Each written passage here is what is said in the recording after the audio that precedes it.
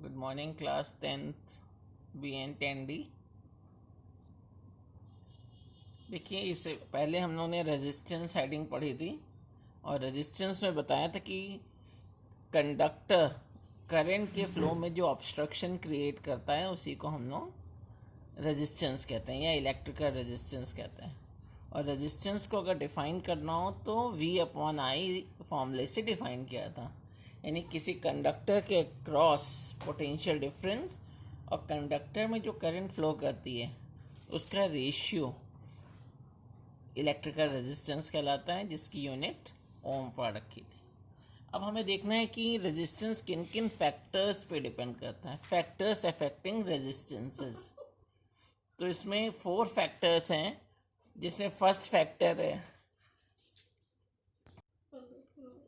Factor हो गया length of a conductor. किसी भी वायर का जो रेजिस्टेंस होता है बच्चों, वो उसकी लेंथ के डायरेक्टली प्रोपोर्शनल होता है, यानी resistance of a conductor is directly proportional to its length, capital L। Length अगर आप इंक्रीज करेंगे तो कंडक्टर का रेजिस्टेंस इंक्रीज कर जाएगा। सेकंड फैक्टर है area of cross section. Area of cross section, जैसे वायर है उसका ये एरिया ऑफ क्रॉस सेक्शन कहलाएगा। और रेजिस्टेंस, किसी भी कंडक्टर का जो रेजिस्टेंस होता है वो एरिया ऑफ क्रॉस सेक्शन के इन्वर्सली प्रोपोर्शनल होता है। इन्वर्सली प्रोपोर्शनल को 1/, करके लिखते हैं। Resistance is directly proportional to 1/A।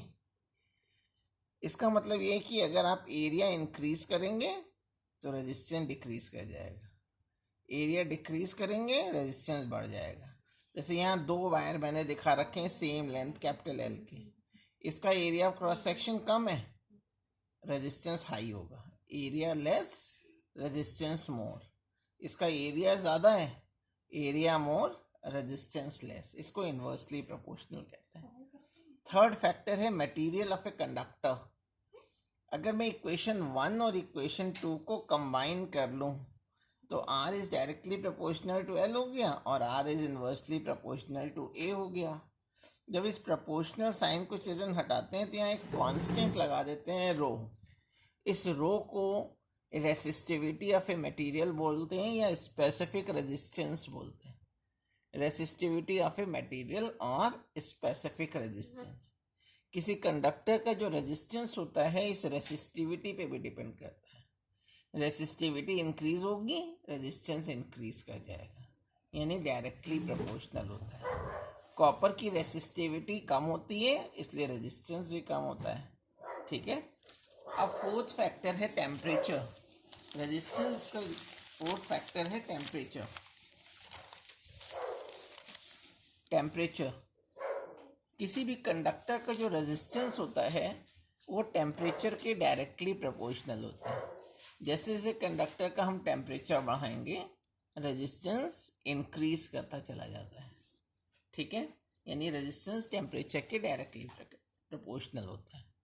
तो अभी तक हमने देखा कि रेजिस्टेंस 4 फैक्टर्स पे डिपेंड करता है। लेंथ के डायरेक्टली प्रोपोर्शनल होता है, रेसिस्टिविटी ऑफ ए मटेरियल के डायरेक्टली प्रोपोर्शनल होता है, टेम्परेचर की भी डायरेक्टली प्रोपोर्शनल होता है, बस एरिया के इन्वर्सली प्रोपोर्शनल होता है।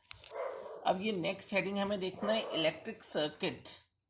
अब ये जो पूरा जो है, जो वायर है जिसमें कनेक्टिंग वायर्स हैं, रेजिस्टेंस लगा रखा है, एमीटर लगा रखा है, इन सबको एक साथ जब कहते हैं तो इलेक्ट्रिक सर्किट कहते हैं। इलेक्ट्रिक सर्किट का से क्या होता है कि वो कंटिन्यूस फ्लो ऑफ करंट को मेंटेन करता है। इसी से इलेक्ट्रिक सर्किट को डिफाइन करते हैं। The continuous conducting path along which the electric current flows. The continuous conducting path along which the electric current flows is called an electric circuit. अब components देखने इलेक्ट्रिक सर्किट से क्या होते हैं। देखिए, सेल का ये सिंबल होता है। अगर 2 सेल पास पास लगा दी, मोर देन 1 सेल है तो ये बैटरी हो जाएगी। की का ये सिंबल है, की अगर ऑन है तो इस तरह से बनाते हैं या इस तरह से। रेजिस्टेंस का सिंबल, अगर लेकिन रेजिस्टेंस वेरी कर रहा है तो उस पर एक एरो लगा देते हैं। ये फ्यूज का सिंबल होता है, ये एमीटर का सिंबल है, ये वोल्टीमीटर का सिंबल। ये सिंबल्स आपको याद करना है। यहाँ तक चिल्ड्रन करना है आपको, फिर नेक्स्ट लेक्चर में